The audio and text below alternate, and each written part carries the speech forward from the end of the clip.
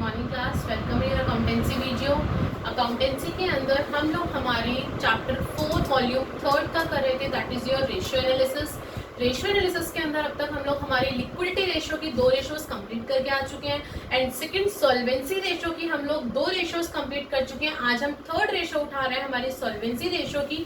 I hope कि अब तक जो 4 रेशियोज हमने करी है हमारी 2 लिक्विडिटी की और 2 सॉल्वेंसी की, वो आपको समझ आ गई होगी। अब आज की वीडियो के अंदर, आज की क्लास के अंदर हम लोग हमारी तीसरी रेशियो, थर्ड रेशियो उठा रहे हैं, that is your proprietary ratio. अब ये होता क्या है, पहले इसकी थ्योरी पढ़ते हैं, इसे कंप्यूट कैसे करते हैं वो देखते हैं, फिर हम इसके क्वेश्चंस उठाएंगे class. So proprietary ratio, it establishes the relation between proprietors fund and total assets. proprietor funds यानी कि आपका proprietary ratio कैसे निकलता है, share holders fund divided by में हमारे टोटल एसेट्स। इस चीज को याद रखना कि यहाँ पर हम लोग प्रोप्राइटरी फंड्स भी लिख सकते हैं, प्रोप्राइटरी फंड्स और शेयर होल्डर फंड्स, दोनों ही चीजें आपकी आ सकती हैं। अब जो शेयर होल्डर्स फंड है ना, वो 2 तरीके से निकल सकता है। कैसे? वो लायबिलिटीज से भी निकल सकता है और वो एसेट से भी निकल सकता है। कैसे निकल सकता है देखते हैं। लायबिलिटी अप्रोच जो कहती है, वो कहती है कि जितना भी शेयर कैपिटल है, चाहे वो इक्विटी हो चाहे वो प्रेफरेंस हो, और रिजर्व एंड सरप्लस, इनको ऐड कर दो, आप लोगों का शेयर होल्डर्स फंड आ जाएगा, जो हम लोग हमारा फर्स्ट हेड देखते हैं इक्विटी एंड लायबिलिटी के अंदर। एम आई राइट? अब आप लोग सोच रहे होंगे मैम शेयर होल्डर्स फंड हम लोग एसेट से कैसे निकालेंगे? ध्यान से सुनना, जो हमारी नॉन करंट एसेट्स होती है उसमें हम ऐड कर देते हैं हमारी वर्किंग कैपिटल। अब ये वर्किंग कैपिटल क्या होता है? Current assets minus current liability होती है हमारी working capital. So non current assets में जब मैंने वर्किंग कैपिटल को ऐड करा और लेस कर दिया नॉन करंट लायबिलिटीज को, जितनी भी लायबिलिटीज है, तो आपकी क्या आ जाएगी निकल के? शेयर होल्डर्स फंड आ जाएगा निकल के। क्लियर है? और सबसे बड़ी चीज, it should be kept in mind, अपने दिमाग में रखना क्या, that the result under both the approaches, दोनों ही अप्रोचेस से, चाहे आपकी लायबिलिटी हो चाहे एसेट्स अप्रोच हो, दोनों ही अप्रोचेस से answer will be the same. Answer हमेशा सेम आएगा, अलग आंसर नहीं आएगा। अब नॉन करंट एसेट्स के अंदर क्या क्या आता है, आप लोग ये सोच रहे होंगे करंट एसेट्स के अंदर क्या आता है क्लास, करंट लायबिलिटी के अंदर क्या होता है और नॉन करंट लायबिलिटी के अंदर क्या आता है। ठीक है, तो अब हम लोगों को क्या देखना है कि अब देखो, आप लोग बैलेंस शीट पढ़कर आए थे।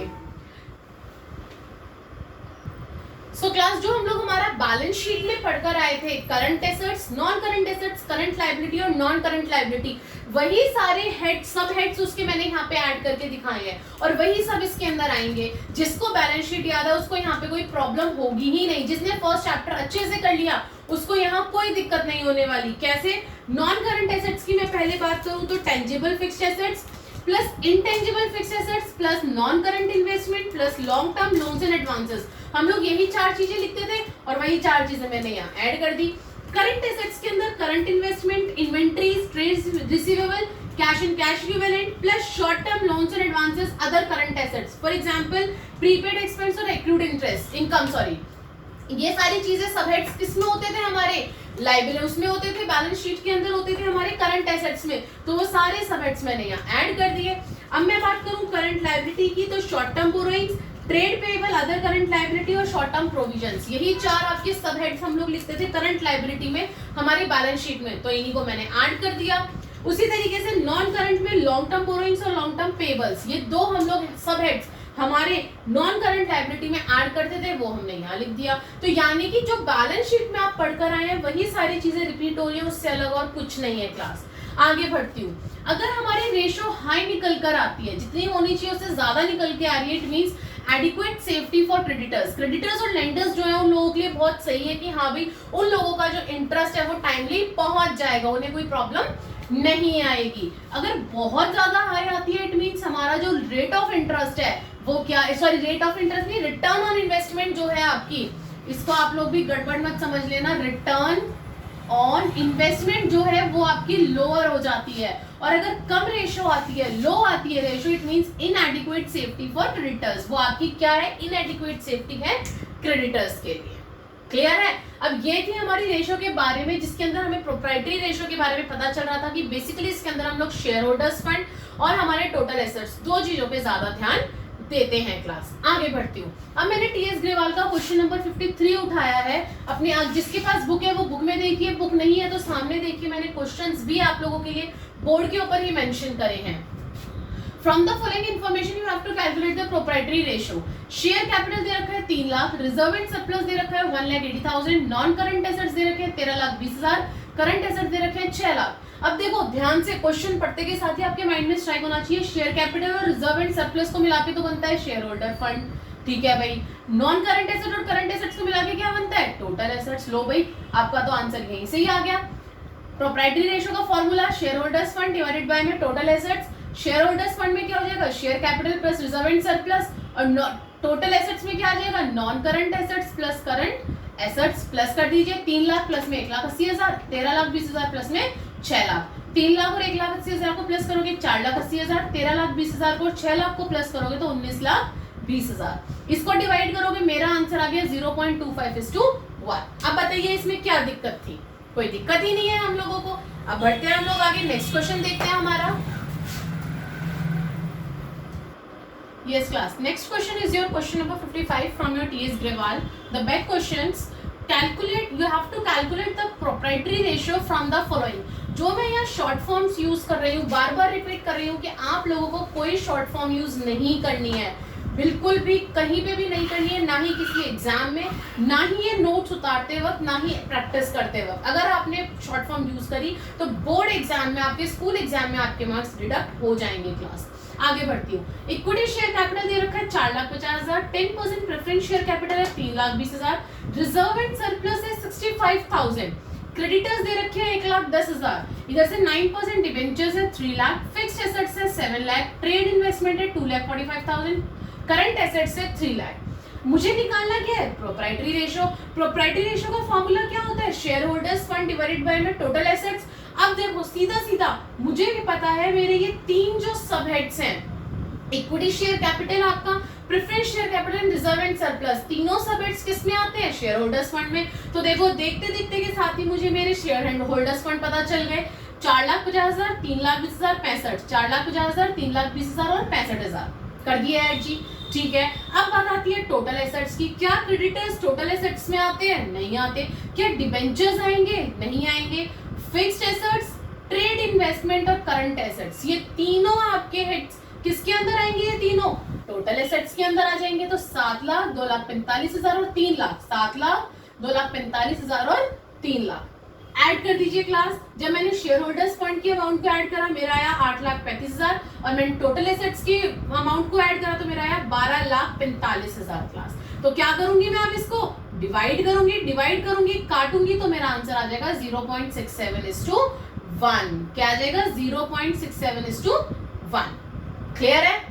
आगे बढ़ती हूँ। नेक्स्ट क्वेश्चन उठाया है मैंने, क्वेश्चन नंबर 57 आपका रीजन का क्वेश्चन। इस चेस रेशो के जो है ना, आप लोगों के बहुत कम क्वेश्चंस दे रखे हैं, बट फिर भी मैंने उनमें से जो इंपॉर्टेंट क्वेश्चंस है वो उठाने की कोशिश करी है क्लास। अब जो हमने 2 क्वेश्चन कर लिए, उसके बाद हम लोग हमारा रीजन के टाइप का क्वेश्चन करते हैं कि हम लोगों से उसने पूछा है दोबारा, state with reason whether the proprietary ratio will improve, decline और विल नॉट चेंज। हमें बताना है प्रोप्राइटरी रेशियो इंक्रीज हो रही है, डिक्रीज हो रही है, या कोई चेंज नहीं है। If proprietary ratio 0.8:1, okay, you have to first, आपको दे रखा है, मैं साथ के साथ समझाती चली जाऊंगी, ध्यान रखना। पहला केस बोल रहा है, obtained a loan from 5 lakh, आपने 5 लाख का लोन लिया है from SBI, payable after 5 years, और आपको 5 साल बाद पे करना है। याद करो मैंने कहा था हम लोग इसे जर्नल एंट्री के बेसिस पे सॉल्व करेंगे। जर्नल एंट्री याद करो, लोन लिया है 5 लाख का SBI से, तो जर्नल एंट्री कह रही हूँ, accounting equation class, accounting equation के बेसिस पे कहा था ना मैंने करने के लिए। तो अकाउंटिंग इक्वेशन याद करिए, अगर हम लोगों ने लोन उधारी पे लिया है तो पहली चीज आपकी नॉन करंट लायबिलिटी बढ़ गई 5 लाख से, पहली चीज। दूसरी चीज क्या बढ़ गई, कैश आ गया आपके पास 5 लाख। अब इन्होंने हमें रेशो दी थी 0.8:1, तो मैंने एज्यूम कर लिया कि मेरे शेयर होल्डर्स फंड 8 लाख होंगे, टोटल एसेट्स 10 लाख होंगे, क्योंकि मैं इसे काटूंगी तो मेरी रेशो ये वाली आ जाएगी 0.8:1। तो ये मैंने एज्यूम कर ली अपनी अमाउंट क्लास, ठीक है। अब मैंने क्या करा, 5 लाख रुपए की उसने बोला है कि इंक्रीज हुआ है, आपने लोन लिया है, एक तरफ मेरी नॉन करंट लायबिलिटी बढ़ गई और इधर की तरफ एसेट्स वाली साइड मेरा कैश इंक्रीज हो गया। जब कैश इंक्रीज हो गया तो टोटल एसेट्स में इफेक्ट पड़ा, और टोटल एसेट्स मेरे पहले 10 लाख थे, अब कितने हो गए, 15 लाख। अब न्यू आपकी प्रोप्राइटरी रेशो क्या आ गई, 8 लाख के शेयर होल्डर्स फंड थे और 15 लाख की मेरी टोटल एसेट्स थी, तो 8 लाख बाय 15 लाख मेरा कितना आ गया, 0.53:1 आ गया। अब देखो रेशो थी 0.8:1 और मेरी हो गई 0.5, तो 0.8 से 0.5 हो गई तो क्या हो गई, डिक्रीज हो गई। तो लिख दीजिए अपने रीजन में दैट डिक्रीज, इफेक्ट में क्या आ जाएगा, डिक्रीज हो गई जी। आगे बढ़ती हूँ। सेकंड देखिए, purchase machinery of ₹2 lakh by cheque. कुछ नहीं, इसके अंदर सिर्फ आपको अकाउंटिंग इक्वेशन आनी चाहिए क्लास। अगर अकाउंटिंग इक्वेशन आती है आप लोगों को तो आप लोगों के लिए ये रीजन वाला जो क्वेश्चन है वो कहीं मुश्किल नहीं है। अब उसने मशीनरी परचेज करी है, जब उसने मशीनरी चेक से, वो भी किससे करी है, चेक से करी है। अब क्या मेरा कहीं पे क्या शेयर होल्डर्स फंड में या टोटल एसेट्स में कोई इफेक्ट पड़ा? मेरा जो ट्रांजैक्शन हुई है वो ये नॉन करंट और करंट एसेट्स के बीच में हुई है ना, तो ये इसके अंदर क्या आ जाएगा आपका, नो चेंज आ जाएगा। ठीक है। थर्ड देखिए, redeemed 7% redeemable preference share of ₹3 lakh. Redeem हो गए, आपने पे करे हैं 7% प्रेफरेंस शेयर्स पे। तो देखिए रिडीम 7% प्रेफरेंस शेयर 3 लाख के, 3 लाख पे करे हैं आपने क्लास। तो देखिए चला गया ना आपके पास से, कैश में से चला गया पैसा, तो कैश में से मैंने माइनस कर दिया 3 लाख। वहीं पे मेरे share holders fund preference share है, तो मेरे शेयर होल्डर्स फंड में से भी 3 लाख चले गए। अब देखो कैश में से भी गया और शेयर होल्डर्स फंड में से भी गया, तो न्यूमरेटर और डिनोमिनेटर दोनों पे इफेक्ट पड़ा है। न्यूमरेटर पे क्या हो गया, न्यू शेयर होल्डर फंड आ गया मेरा 5 लाख, क्योंकि मेरे पास कितना था 8 लाख, 8 में से 3 गए, 5 लाख बचे। टोटल एसेट्स 10 लाख थे, 10 लाख में से 3 लाख मेरे पास से कैश चला गया, कितने बचे 7 लाख। तो 5 लाख बाय 7 लाख मेरी रेशो आ गई 0.71। अब देखिए क्लास 0.7 पहले थी 0.8, 8 से 7 हो गई तो डिक्रीज हो गई मेरी रेशो, तो मैंने इफेक्ट में क्या डाल दिया, डिक्रीज डाल दिया। Next fourth point, issued equity share to the vendor of the building purchase for ₹7 lakh. अब देखो आपने इशू करे हैं शेयर्स, किसको, वेंडर्स को। वेंडर्स को दे दिए शेयर्स, किसके बदले में दिए हैं, बिल्डिंग के बदले में। आपने वेंडर से बिल्डिंग परचेज करी और आपने उसको बोला भाई मेरे पास पैसे नहीं है देने के लिए, तो मैं तुम्हें शेयर्स इशू कर रहा हूं। तो देखिए क्या हुआ, यहाँ पे टोटल एसेट्स पे इफेक्ट पड़ा, आपके पास बिल्डिंग आई। दूसरा शेयर होल्डर फंड पे इफेक्ट पड़ा कि आपने इशू करे शेयर्स, तो दोनों चीजें क्या हो गई आपकी, इंक्रीज हो गई ना सेम अमाउंट से। भाई जितने के आपने बिल्डिंग खरीदी उतने के शेयर्स इशू कर दिए, तो सेम अमाउंट थी आपकी। जब दोनों चीजें इंक्रीज हो गई, जब न्यूमरेटर और डिनोमिनेटर इंक्रीज हुआ, तो ऑब्वियस सी बात है कि जब हमारा न्यूमरेटर डिनोमिनेटर इंक्रीज होगा तो हमारी आपकी रेशो भी क्या हो जाएगी, इंक्रीज हो जाएगी। Last, redeemable 10% redeem 10% redeemable debentures of ₹6 lakh. अब आपने क्या करा कि जो आपके डिबेंचर्स थे उनको रिडीम करवा लिया। रिडीमेबल जो डिबेंचर्स थे उनको क्या करा दिया, रिडीम करवा दिया। कितने से, 6 लाख से करा दिया। ध्यान से देखना, टोटल एसेट्स तो घट गई, कैश चला गया तो टोटल एसेट्स तो घट गई, लेकिन शेयर होल्डर्स फंड के ऊपर कोई इफेक्ट नहीं पड़ा। क्या, डिबेंचर्स। अभी देखो मैंने यहाँ क्वेश्चन करवाया था तो मैंने डिबेंचर्स पे क्रॉस लगवाया था कि शेयर होल्डर्स फंड और टोटल एसेट्स पे कोई इफेक्ट नहीं पड़ रहा है डिबेंचर का, तो हमारे यहाँ पे क्यों इफेक्ट पड़ेगा, सिर्फ टोटल एसेट्स पे इफेक्ट पड़ा। क्यों पड़ा वो भी, क्योंकि हमारी जो क्या कहते हैं एसेट, कैश जो है वो चला गया, कैश चला गया तो हम लोगों की टोटल एसेट्स क्या हो गई, घट गई। तो जब हमारे डिनोमिनेटर डिक्रीज हो गया और हमारे न्यूमरेटर पे कोई इफेक्ट नहीं पड़ा, उस केस में हमारी जो क्या कहते हैं रेशो है वो क्या हो गई, इंक्रीज हो गई। क्लास जो बीच बीच में मैंने सॉल्व नहीं करे वो इसलिए नहीं करी क्योंकि वो आप करिए, मेरे को जो सॉल्व करके दिखाना था, आपको समझाना था वो मैंने समझाया, लेकिन कुछ आप भी तो अपनी तरफ से करेंगे ना। अब सारा अगर पका पकाया मिल जाएगा तो मेहनत कौन करेगा, तो इसीलिए मैंने ये समझाया है। सॉल्व करके देखना आपका काम है, अगर नहीं आता तो मुझे कमेंट बॉक्स में लिखना, फिर मैं दोबारा समझाऊंगी आपको कि ये किस तरीके से इंक्रीज और डिक्रीज हुआ है जिसमें मैंने सॉल्व नहीं करा है। अब हम लोग हमारा प्रोप्राइटरी रेशो का बैलेंस शीट वाला क्वेश्चन देखते हैं class. Yes class, next question और सबसे छोटा क्वेश्चन आप लोगों का, क्वेश्चन नंबर 56। देखने में क्वेश्चन बहुत बड़ा लग रहा है लेकिन सोल्यूशन हमारा उतना ही छोटा होता है। क्यों? क्योंकि मैं बार बार कहती हूँ कि बैलेंस शीट में से हमें सिर्फ वही चीजें उठानी है जो चीजें हम लोगों को चाहिए होती है, बाकी सब चीजों को इग्नोर कर दीजिए। अब देखिए इसमें आपको बोला है from the following information you have to calculate the proprietary ratio. Proprietary ratio के लिए मुझे बैलेंस शीट में से क्या क्या चाहिए, एक तो मुझे मेरा शेयर होल्डर्स फंड चाहिए, दूसरा मुझे मेरे टोटल एसेट्स चाहिए। तो शेयर होल्डर्स फंड मेरा कहाँ पे होता है, है, इक्विटी एंड लायबिलिटी में मेरा पहला हेड होता है शेयर होल्डर्स फंड।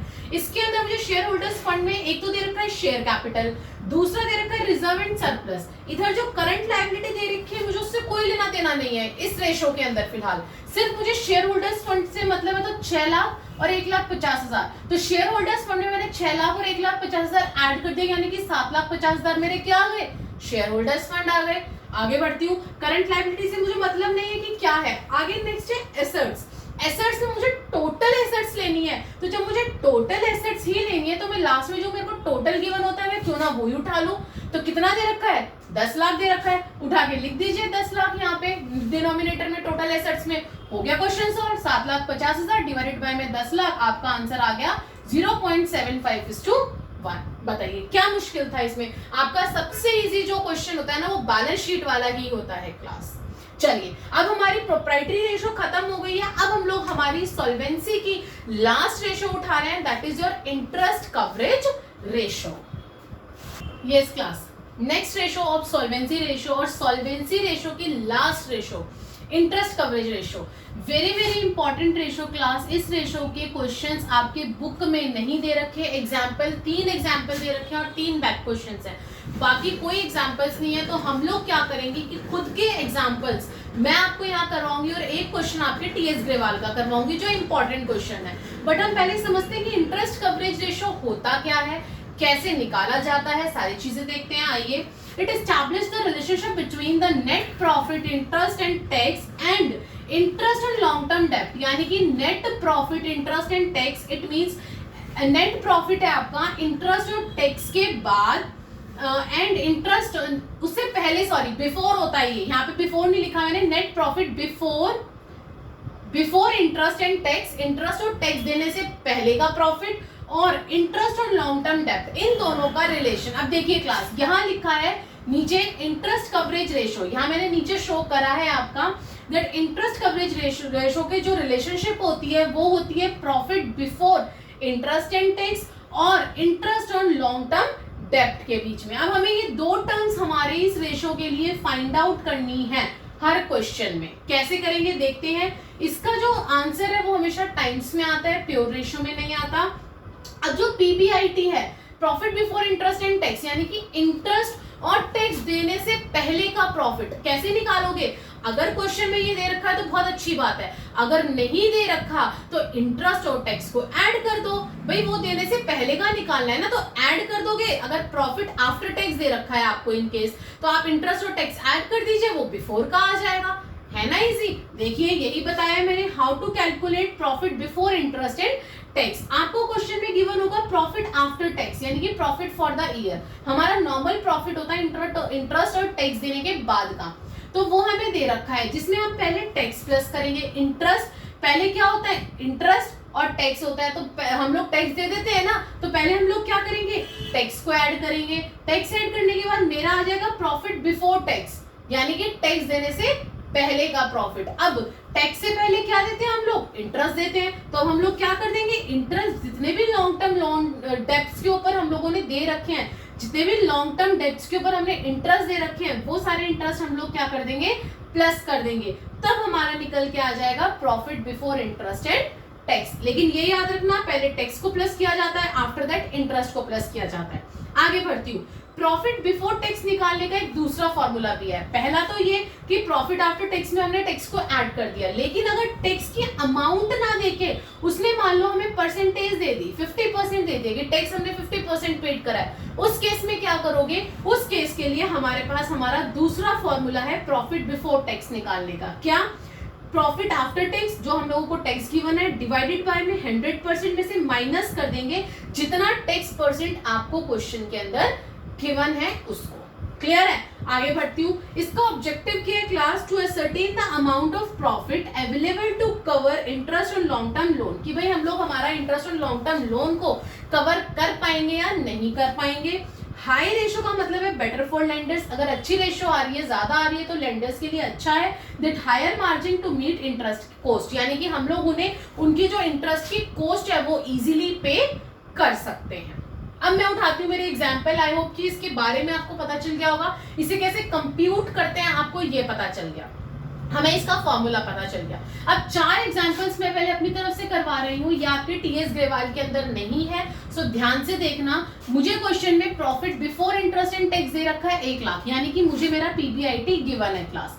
10% डिबेंचर्स दे रखे हैं 1 लाख के, and I have to find the ICR, interest coverage ratio. Interest coverage ratio का फॉर्मूला क्या होता है? पीबीआईटी डिवाइडेड बाय में interest on long term debts, यही होता है। पीबीआईटी मुझे इस बार क्वेश्चन में डायरेक्ट गिवन है तो मैंने लिख दिया 1 लाख, लेकिन इंटरेस्ट निकालना है लॉन्ग टर्म डेट पे। यहाँ पे लॉन्ग टर्म डेट क्या है? मेरा डिबेंचर है। और इंटरेस्ट कैसे निकालोगे क्लास? इंटरेस्ट यानी कि जो डिबेंचर से आगे का जो परसेंटेज होता है ना, इस परसेंटेज को निकालते हैं हम लोग हमारी वैल्यू के ऊपर, यानी कि 1 लाख का 10%। तो 1 लाख का 10% निकालूंगी तो मेरा आ जाएगा 10,000। अब 1 लाख को 10,000 से डिवाइड करूंगी, मेरा आंसर आ गया 10 times.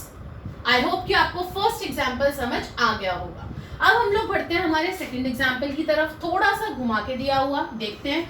10% loan from SBI, SBI से लोन उठा रखा है 12 लाख का, इंटरेस्ट दे रहे हो 10%। तो पहला इंटरेस्ट हो गया 12 लाख पे 10%, 1,20,000। 10% डिबेंचर, डिबेंचर भी लॉन्ग टर्म है आपका, लॉन्ग टर्म डेब्ट है 8 लाख का, यानी कि 8 लाख का आपका 10% कितना हो गया? 80,000 हो गया। 1,20,000 ये हो गया, 80,000 ये हो गया, टोटल कितने हो गए? 2 लाख। तो इंटरेस्ट मेरा निकल गया यहीं पर ही, कितना? 2 लाख। ठीक है भाई। पीबीटी प्रॉफिट बिफोर टैक्स दे रखा है आपको 6 लाख। अब यहाँ पे आ जाओ, प्रॉफिट बिफोर टैक्स दे रखा है, यानी कि टैक्स उसने ऑलरेडी ऐड करा हुआ है, हमें सिर्फ क्या ऐड करना है? इंटरेस्ट ऐड करना है। और इंटरेस्ट मेरा कितना निकला था यहाँ पे? 2 लाख। यानी कि 6 लाख में अगर मैं मेरे 2 लाख ऐड कर दूं तो मेरा profit before tax, before interest and tax कितना आ गया? 8 लाख आ गया। अब मेरे पास मेरी दोनों वैल्यूज आ गई, profit before interest and tax यानी कि profit before tax plus interest on long term date. Profit before tax 6 lakh था, इंटरेस्ट मेरा 2 लाख निकला था, तो मैंने 2 लाख ऐड कर दिया, टोटल मेरा पीबीआईटी आ गया 8 लाख। और इंटरेस्ट मेरे 2 लाख थे, तो यानी कि 1,20,000 और 80,000। 1,20,000 तो मैं एसबीआई को दूंगी, 80,000 मैं मेरे डिबेंचर होल्डर को दूंगी। तो 1,20,000 और 80,000 मेरा कितना आ गया इंटरेस्ट? 2 लाख। क्लियर है? अब इसको डिवाइड कर दो, 8 लाख बाय 2 लाख, मेरा आंसर आ गया 4 टाइम्स। क्लियर है? अब ये दोनों एग्जांपल्स आई होप आपको अच्छे से समझ आ गए होंगे। 2 एग्जांपल और उठाती हूँ ताकि आपको और अच्छे से ये रेशियो क्लियर हो, फिर हम लोग हमारा आपका टीएस ग्रेवाल का बैक क्वेश्चन देखेंगे। यस क्लास, एग्जांपल नंबर 3 ध्यान से सुनिएगा, इसमें कुछ थोड़ा और डिफरेंट डाला है मैंने। क्या? 12% प्रेफरेंस शेयर्स है 3 लाख के, 15% डिबेंचर्स है 1 लाख के, टैक्स दे रखा है 20,000 का, प्रॉफिट आफ्टर टैक्स दे रखा है मुझे 1,30,000 का। अब देखो, प्रॉफिट आफ्टर टैक्स में मैंने कहा था टैक्स प्लस करना है, interest on long term date plus आपको प्लस करना है, यही बोला था मैंने। आपको आईसीआर निकालना है, इंटरेस्ट कवरेज रेशियो। सबसे पहले इंटरेस्ट कवरेज रेशियो का फॉर्मूला क्या होता है class? Profit before interest and tax upon में interest on long term debt. अब मैं दोनों चीजें एक एक करके निकालूंगी, यहाँ मुझे इंटरेस्ट भी ऐड करना होता है, तो मैं पहले इंटरेस्ट ही क्यों ना निकाल लूं। अब प्रेफरेंस शेयर्स का क्या हम लोग इंटरेस्ट लेंगे? नहीं लेते, क्योंकि हमें लॉन्ग टर्म डेप्ट का चाहिए होता है, और वो भी डेप्ट थोड़ी है आपका। यानी कि 15% किसका लेंगे? डिबेंचर्स का। 1 लाख का क्या लूंगी मैं?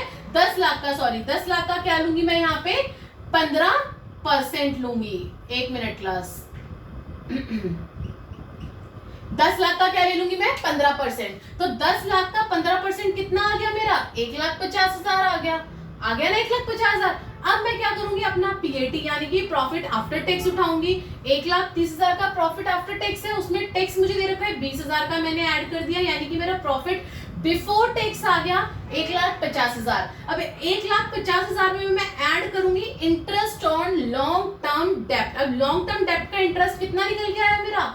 1,50,000। तो 1,50,000 में 1,50,000 में ऐड कर दूंगी, तो मेरा total profit before interest and tax कितना आ गया निकल के?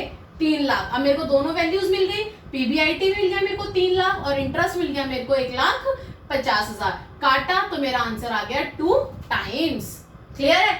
एग्जाम्पल नंबर 4 उठाती हूँ। 10% डिबेंचर्स दे रखे हैं आपको 5 लाख के, प्रॉफिट आफ्टर टैक्स दे रखा है 70,000। ओहो, इस बार तो टैक्स दे दिया परसेंटेज में। याद करिए जो दूसरा फॉर्मूला मैंने प्रॉफिट बिफोर टैक्स का बताया था, 100 माइनस टैक्स % जो करना था हमें डिनोमिनेटर में, वही वाला फॉर्मूला यहाँ पे लगेगा बेटा। फाइंड आईसीआर यानी कि इंटरेस्ट कवरेज रेशियो। अब देखो सबसे पहले हमेशा इंटरेस्ट निकाला करो, क्योंकि इंटरेस्ट को हमें हमारे प्रॉफिट में ऐड करना होता है। तो मैं क्या निकालूंगी, interest on long term debt. यहाँ पे क्या है मेरा डेट, डिवेंचर है, यानी कि 10% निकालूंगी मेरा 5 लाख पे। तो 10% 5 लाख का कितना आ गया मेरा, 50,000 आ गया। अब आती हूँ मैं मेरे पीबीआईटी के ऊपर। तो उसके लिए मुझे पहले क्या चाहिए, प्रॉफिट बिफोर टैक्स चाहिए। प्रॉफिट बिफोर टैक्स कैसे निकालूंगी, प्रॉफिट आफ्टर टैक्स अपॉन में 100 माइनस जितना टैक्स का परसेंट है। तो प्रॉफिट आफ्टर टैक्स मुझे कितना दे रखा है, 70,000। ठीक है भाई, प्रॉफिट आफ्टर टैक्स मैंने 70,000 डाल दिया। 100 में से जितना टैक्स परसेंट है 30% है, तो 100 में से मैंने 30% माइनस कर दिया। तो कितना बचा मेरा, 70%। 70% को 70/100 लिखूंगी, इसको यहाँ लेके जाऊंगी, रेसिप्रोकल हो जाएगा मेरा। नेक्स्ट स्टेप में हो जाएगा इंटू 100/70 हो जाएगा। काटूंगी, मेरा पीबीआईटी आ गया 1 लाख। क्या आ गया मेरा, पीबीटी सॉरी, पीबीटी कितना आ गया, प्रॉफिट बिफोर टैक्स, क्योंकि इंटरेस्ट तो अभी ऐड ही नहीं करा। तो प्रॉफिट बिफोर टैक्स मेरा क्या आ गया, मेरा आ गया 1 लाख। चलो भाई, अब मेरे को इंटरेस्ट इसके अंदर प्लस करना है। इंटरेस्ट कितना आया था मेरा, 50,000। तो पीबीटी यानी कि प्रॉफिट बिफोर टैक्स के अंदर मैं मेरा इंटरेस्ट ऑन लॉन्ग टर्म डेब्ट जो है वो प्लस कर दूंगी 50,000, जो मेरा यहाँ मैंने निकाला था, ऐड कर दिया। अब मेरा आ गया profit before interest and tax, कितना, 1,50,000। अब मेरे पास दोनों टर्म्स आ गए, profit before interest and tax आ गया 1,50,000, और मेरा यहाँ पे इंटरेस्ट कितना था, 50,000। लो जी 50,000, तो 1,50,000 बाय 50,000 कितना आ गया मेरा, 3 टाइम्स काटने से। आई होप कि ये चारों एग्जांपल्स मैंने आपको चारों तरीके के क्वेश्चंस करा दिए हैं, और चारों तरीके के क्वेश्चंस आपको समझ आ गए होंगे। अब एक क्वेश्चन मैं उठा रही हूँ मेरा टीएस ग्रेवाल का भी क्लास, ताकि आपको और अच्छे से क्लैरिटी हो। आपका बैक क्वेश्चन उठाया है मैंने, आपकी टीएस ग्रेवाल का क्वेश्चन नंबर 60। ध्यान से सुनना, you have to find the interest coverage ratio 10,000 equity share of ₹10 each. क्या इक्विटी शेयर आपके पीबीआईटी में या इंटरेस्ट में कहीं आया है अभी तक, नहीं ना, क्रॉस कर दो। 8% प्रेफरेंस शेयर 70,000 के, क्या प्रेफरेंस शेयर्स को हमें ऐड करना है, नहीं करना, तो इसको भी काट दो, इसका कहीं यूज ही नहीं है। आगे बढ़ती हूँ, 10% डिबेंचर्स दे रखे हैं 50,000 के, बिल्कुल आएगा। जो डिबेंचर्स का इंटरेस्ट है 10%, यानी कि 50,000 का 10% कितना हो गया, 5,000। इंटरेस्ट में यहाँ लिख रही हूँ, इंटरेस्ट ऑन लॉन्ग टर्म डेब्ट 5,000 तो हो गए मेरे किसके, डिबेंचर्स के। आगे बढ़ती हूँ, लॉन्ग टर्म लोन्स ले रखे हैं आपने बैंक से 50,000 के, ठीक है। अब interest on long term loan from bank भी दे रखा है साथ में आपको। इस बार इंटरेस्ट की यहाँ परसेंटेज नहीं दे रखी, इस बार उसने अमाउंट दे रखी है आपको इंटरेस्ट की, और कितनी दे रखी है, 5,000। तो ये जो 5,000 मेरे डिबेंचर्स के इंटरेस्ट निकला था, उसी में मैं ऐड कर दूंगी मेरा, क्यों, क्योंकि लोन का जो अमाउंट था वो लॉन्ग टर्म था, यहाँ लिखा है लॉन्ग टर्म लोन लिखा है आपका साफ। तो ये जो इंटरेस्ट मेरे को बैंक का दे रखा है 5,000, तो टोटल मेरा इंटरेस्ट कितना हो गया क्लास, 10,000 हो गया मेरा टोटल इंटरेस्ट, यानी कि मेरा डिनोमिनेटर निकल गया।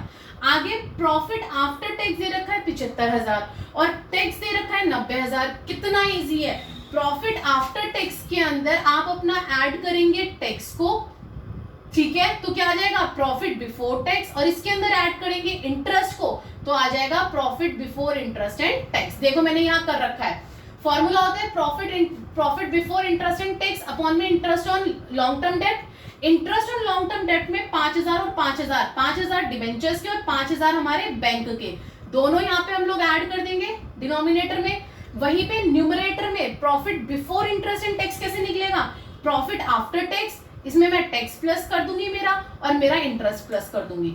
अब कितना कितना अमाउंट है, प्रॉफिट आफ्टर टैक्स तो है 75,000, टैक्स दे रखा है 9,000, इंटरेस्ट मेरा टोटल कितना निकला था 10,000, तो मैंने 10,000 ऐड कर दिया। अब 75,000 प्लस 9 प्लस 10,000 मेरा आ गया 94,000। 75,000 plus 9,000 plus 10,000 is equals to 94,000, और मेरा इंटरेस्ट कितना आ रहा था 10,000। काट दीजिए, 3 0 से 3 0 कट गई, 1 0 हटाऊंगी यहाँ से तो ऊपर पॉइंट लग जाएगा, आंसर आ गया 9.4 टाइम्स। देखा कितना इजी है, सिर्फ आपको वैल्यूज का पता होना चाहिए, आपको आइटम्स का पता होना चाहिए कि कौन सी चीज क्या है, और फॉर्मूले का पता होना चाहिए। फिर इस चैप्टर में मार्क्स लाने से आपको कोई नहीं रोक सकता क्लास। सो आज की वीडियो के अंदर हम लोगों ने हमारी सॉल्वेंसी रेशो की बाकी की बची हुई 2 रेशोज करी हैं और इससे पहले की 2 रेशो हम करके आ चुके हैं क्लास। आई होप कि ये दोनों रेशो जो आज हमने करी है ये दोनों आपको अच्छे से समझ में आ गई होंगी। प्रोप्राइटरी रेशो और दूसरा इंटरेस्ट कवरेज रेशो, जिसमें से इंटरेस्ट कवरेज रेशो आपके एग्जाम के पॉइंट ऑफ व्यू से बहुत इंपॉर्टेंट है, इसको बिल्कुल भी आपको नहीं छोड़ना है। सो क्लास, अब हम लोग आगे आने वाली नेक्स्ट वीडियो में हमारी main third ratio that is your activity ratio उठाएंगे। एक्टिविटी रेशो का हमारा पहला पार्ट उठाएंगे हम लोग। So please like, share and subscribe the channel, ताकि अब जो नेक्स्ट एक्टिविटी हम लोग करने वाले हैं वो आप तक इजीली पहुंच सके। Thank you.